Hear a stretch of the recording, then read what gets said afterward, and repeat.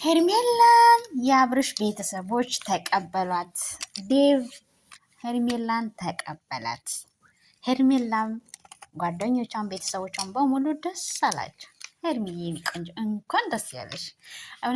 እውነት ለመናገር የምትወዱት የምታፈቅሩት ሰው ቤተሰቦች ፍቃደኛ ሆኖ ሲቀበሏችሁ ማየት በጣም ያስደስታል። እውነት ለመናገር እኔ በጣም ነው የሚያስደስተኝ እና ሄርሜዬ ደግሞ አሁን ቀስ በቀስ ከቢዜ ደግሞ ዴብ ከዴብ ደግሞ ነገ ኤፍሬም እያሉ ሁላቸውም ነገ ቀስ በቀስ እውነት ለመናገር እንደሚቀበሏት 100% እርግጠኛ ነኝ። ለምን አብርሽ ከወደዳት አብርሽ ካፈቀራት ምንም ማድረግ አይችሉም። እየመረራቸውን ቢሆን ይውጡታል። ለምን ይወደዳሉ? ያው እንግዲህ እነሱ ያው የልጅን እናቱን ማይተው ልጁን ያሳድግ በሚል ሀሳብ ነው ያንን ነገር ያደረጉት። ነገር ግን ደግሞ በቃ ሄርሜላ ሩታም ስላልፈለገች ስለዚህ ምርጫውን ይዟል። እንግዲህ ሩታም ምርጫዋን ይዛለች። ስለዚህ የአብርሽ ቤተሰቦች ብዙም ፍቃደኛ ናት፣ ዴም ፍቃደኛ ናት። ሰላም ሰላም! ውድና እየተከበራችሁ የኔ የዩቱብ ቻናል ቤተሰቦች እንዴት ናችሁ? እኔ በጣም ደህና ነኝ። በያላችሁበት በዓለም ዳርቻ ሰላማችሁ በዚህ ተረፍረፍ ይበልልኝ። እንግዲህ ዛሬ በአዲስ ቪዲዮ ከች ብዬላችኋለሁ። ለቤቴ አዲስ የሆናችሁ ሰብስክራይብ፣ ላይክ እያደረጋችሁ ቤተሰብ ሁኑ፣ የኔ ምርጦች ማለት ነው።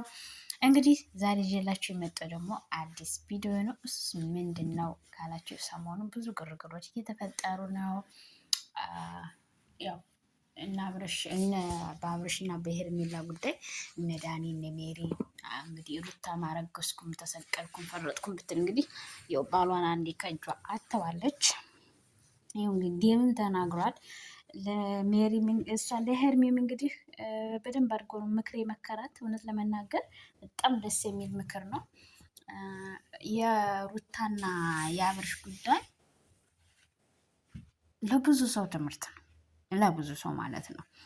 ይኸው እንግዲህ ትዳር በመግባባት በመነጋገር በመወያየት በመቻቻል ነው ትዳር የሚመራውና ወደ ትዳር ዓለም ሲገባ ደግሞ በማስተዋል በእርጋታ ሰከን በማለት በመጠናናት ምን አይነት ባህሪ ያላት ምን አይነት ባህሪ ያለው መሆን ይችላለሁ ወይ፣ በቃ ትልቁ ነገር መሆን ይችላለሁ፣ ትዳርን መምራት እችላለሁ ወይ። ትዳር ማለት ህይወት ነው። ህይወቴን በነገራችን ላይ አንድ ሰው የራሱን ህይወት ካሸነፈ የአንድን ሰው ህይወት ቢጨመር ማሸነፍ ወይም ደግሞ ያንን ሰው ይዞ መኖር አይከብደውም። ያን ሰው ደግሞ የራሱን ህይወት ማሸነፍ ከቻለ አብረው የምትኖር ሴት እሷን ለማኖር አይከብደውም። በመነጋገር የሚያምን ከሆነ የሰው ልጅ ፈጣሪን የሚፈራ ከሆነ ቤተሰብን የሚያከብር ከሆነ ከተከባበረ፣ ከተረዳዱ፣ ከተወያዩ፣ ከተነጋገሩ በእርግጠኝነት የማይሆን ነገር የለም፣ ይሆናል። ትዳር በተለይ በትዳር ሁኔታ አግብተሽ ነበር እንዳትሉ፣ አግብቼ አልነበረም። ግን ከብዙ ሰዎች ከሚጠየቁት ጥያቄ ከሚያሳዩት ከሚናገሩት መማር ይቻላል። ሞኝ ሰው ከሰው ይማራል፣ ብልህ ሰው ከራሱ ይማራል ነው የሚባለው። ስለዚህ እኔ ትዳር ያለኝትም ነገር ግን ከሰዎች ብዙ ትምህርትን ተምሬያለሁ ስለ ትዳር። በጓደኛ በፍቅረኛ ማችነት ስትኖሩ በምን አይነት መንገድ መኖር እንዳለባችሁ፣ ሰው ማመን እንደሌለባችሁ፣ እግዚአብሔር እንጂ ሰው ማመን እንደሌለባችሁ፣ በተለይ በተለይ በሁለት ጥንዶች መሀል ጓደኛ መግባት የለበትም። የሆነ እንኳን የከፋ ነገር ቢሆን እንኳን ትልቅ ሰው ነው ሊገባበት የሚገባው።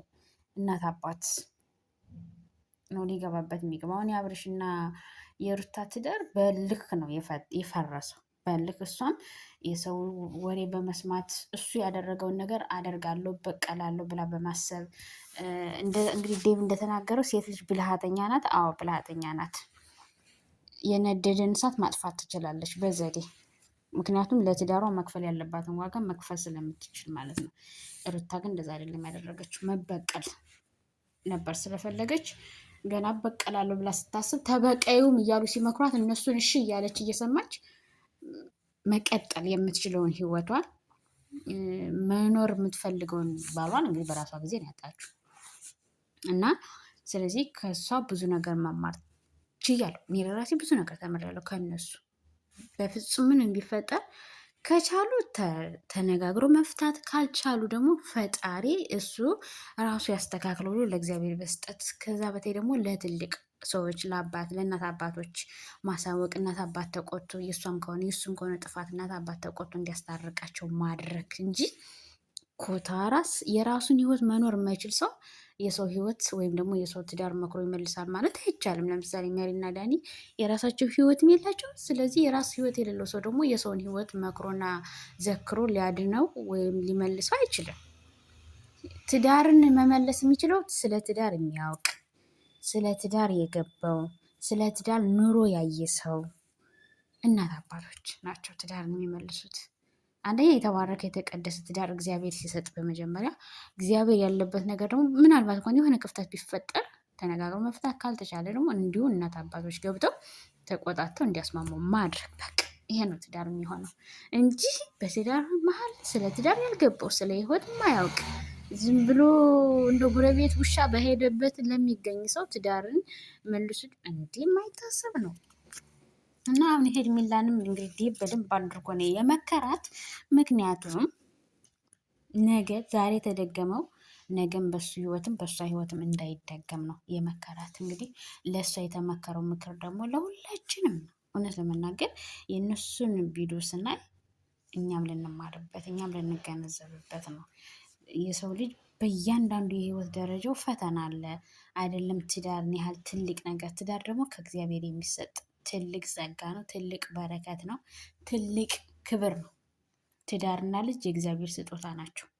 የእግዚአብሔር የተሰጠን ስጦታ ደግሞ በስነ ስርዓት መሆን ባለበት። የሰው ልጅ እኮ አይደለም ትዳር ተይዞ አንዱ ጎደል አንዱ እንትን ተብሎ በመጋጨት ቀርቶ እግራችንና እግራችን ስንራመድ እኮ ይጋጫል። ሰው ሁሉም አይጠላል? የለም፣ ሁሉም ይጣላል፣ ሁሉም ይደባደባል። እንዲህ የእኛ እናት አባቶች እኮ እኛን ሲያሳድጉ ተደባድበው ተጣልተው ግን ቤቷን ለቃ አትሄድም። ምን 10 ባሏ ቢደበድባት ቤቷን ትታ አትሄድም። ምክንያቱም ትዳሯ ነው። የራሷን ህይወት ራሷ ነው የምትኖረው።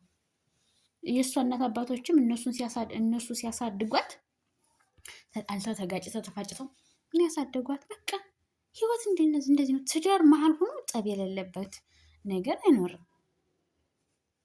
ለምን ጠብ ተፈጠረ ሳይሆን የተፈጠረበትን ምክንያት ለማስተካከል መነሳት፣ ማረጋጋት፣ ማስተዋል፣ መገንዘብ መቻል ለሁሉም ይመቻል ይባላል።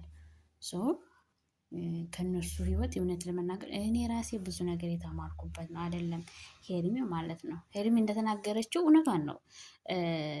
ጎበዝ ብትሆንና ብልህ ብትሆን አብርሽ ከእሷ እጅ የሚወጣ ሰው አልነበረም።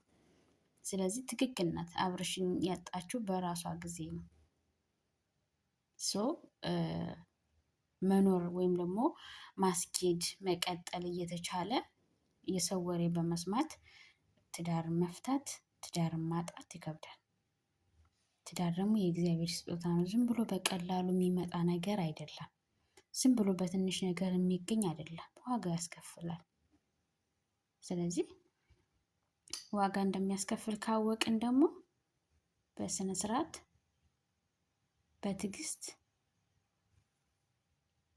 ነው ማስተዋል መገንዘብ አለብን፣ መረዳት አለብን። ስለዚህ ለሁላችንም እግዚአብሔር ግን ማስተዋልን ይስጠን። ለሁላችንም ግን መድኃኒዓለም ማስተዋልን ይስጠን።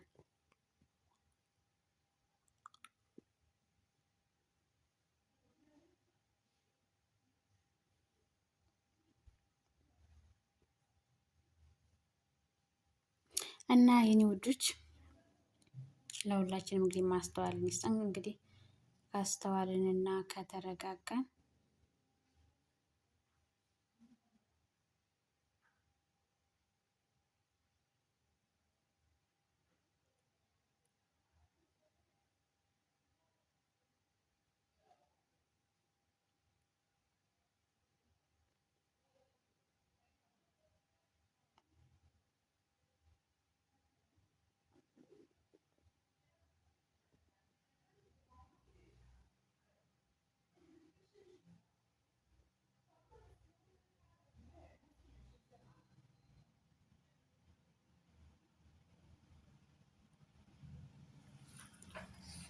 እና የኔ ውዶችዬ የኔ ፍቅሮች እንግዲህ ሁላችሁም ብዙ ነገር እንደተማራችሁ ብዙ ነገር እንዳተረፋችሁ አምናለሁ። አንዳንዴ በሰዎች ላይ የምናየው ነገር እኛ ልንማርበት እኛ ልንገነዘብበት አንዳንዴ ቀልድም ቢለቁ እኛ ልንዝናናበት የሆነ ከድብርት ልንወጣበት ነው አይደለም። እንደገና ደግሞ የሆነ እንደዚህ ጠብ ምናምን ሲፈጠር ደግሞ ልንማርበት ነው። ግዴታ ዝም ብለን አይተን ልናሳልፈው እነሱ አመላቸው ነው ልንል አይደለም።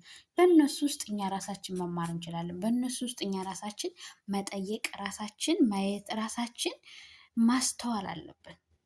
አያችሁ። ምክንያቱም ራሳችን ካየን፣ ራሳችን ከጠየቅን፣ ራሳችን ከፈተሽ ነው እኛም ነገ መኖር ስንጀምር ብዙ ማስተካከል ያለብን ብዙ ነገሮች የሆነ ነገር ቢፈጠር እንዴት ማለፍ፣ እንዴት ማስተካከል፣ እንዴት መተው እንዳለብን እንረዳለን ማለት ነው። ስለዚህ ለሁላችንም እግዚአብሔር አምላክ የተባረከ የተቀደሰ ትዳር ይስጠን። የተባረከ የተቀደሰ ትውልድን ይስጠን። የተባረከ የተቀደሰ ሕይወትን ይስጠን። የድንግል ማርያም ልጅ እናቴ ወላዲት አምላክ ምልጃዋ እናትነቷ ረድኤቷ አይለየን። በያለንበት የዓለም ዳርቻ ትጠብቀን።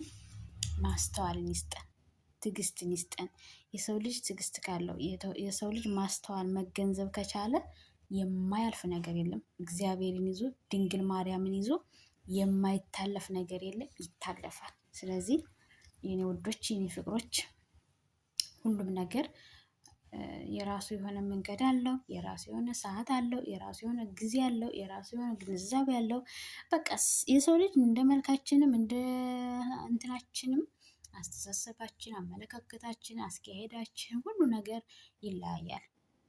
ለምሳሌ አንድ ሰው በጣም ከእምነት ጋር ያለው ነገር ግር ያለ አማኝ በቃ ጸላይ ከሆነ የኔ ቢጠው ደካማ ደግሞ አለ።